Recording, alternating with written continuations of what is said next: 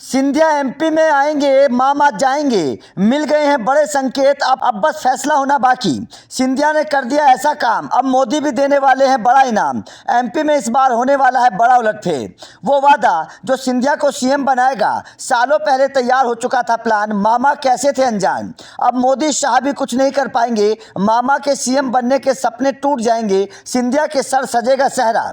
ज्योतिरादित्य सिंधिया ने गजब की चाल चल दी। सिंधिया ने एक ऐसा काम कर दिया जिसने बीजेपी के पुराने नेताओं में शामिल शिवराज सिंह चौहान को चारों खाने चित कर दिया। सिंधिया के इस कदम के बाद मोदी और शाह भी उन्हें सीएम की कुर्सी पर बैठाने के लिए मजबूर हो जाएंगे। इतना ही नहीं, संघ भी अब एमपी में मामा को छोड़कर सिंधिया के ही गुण गाने वाला है। लेकिन सवाल है कि सिंधिया और मामा के बीच चल रही इस लड़ाई में मोदी और शाह क्यों चुप है? क्या कुछ बड़ा उलटफेर होने वाला है? इसी बीच सिंधिया ने एमपी के चुनावी मैदान में एक ऐसा पैंतरा दिखाया है जिसके बाद अब सीएम की कुर्सी पर बैठना पक्का माना जा रहा है। अब आप सिंधिया की उस चाल को भी समझिए। दरअसल एमपी का चुनाव इस बार बीजेपी के लिए बड़ा मुश्किल रहने वाला है।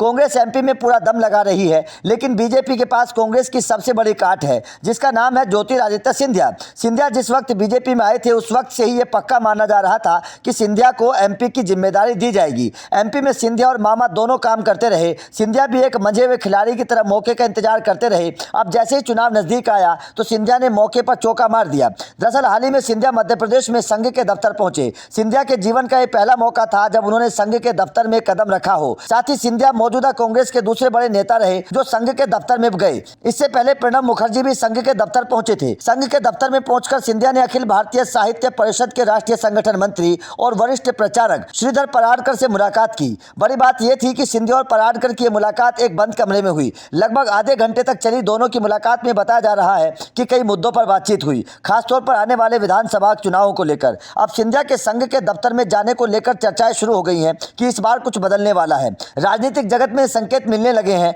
कि एमपी में बीजेपी कुछ बड़ा करने वाली है और मामा की जगह सिंधिया को टीम का कप्तान बनाया जाने वाला है। वैसे भी ये साफ है कि बीजेपी में संघ का दखल कितना ज्यादा है। अगर संघ का रुख किसी नेता के लिए होता है तो बीजेपी भी उसके नाम पर मोहर लगा देती है। यूपी में योगी आदित्यनाथ उसके सबसे बड़े उदाहरण हैं। योगी को सीएम बनाने में भी संघ का बड़ा हाथ माना जाता है। इसलिए अब कहा जा रहा है कि जब संघ का हाथ सिंधिया के सर पर है तो मामा का पट्टा कटना तय है। और जब संघ सिंधिया के नाम पर मोहर लगा देगा तो ना तो मोदी कुछ कर पाएंगे और ना ही शाह कुछ कर पाएंगे। हालांकि अभी एमपी में किसके नाम पर चुनाव लड़ा जाएगा इसकी तस्वीर अभी साफ नहीं है, लेकिन जिस तरह से संकेत मिल रहे हैं उसको देखते हुए साफ है कि इस बार एमपी का ताज सिंधिया के सर पर सजने वाला है और बेचारे शिवराज मामा का पत्ता कटने वाला है। तो आपका इस खबर पर क्या कहना है? क्या आपको लगता है कि सिंधिया को सीएम बनाना सही फैसला होगा? कमेंट करके जरूर बताएं।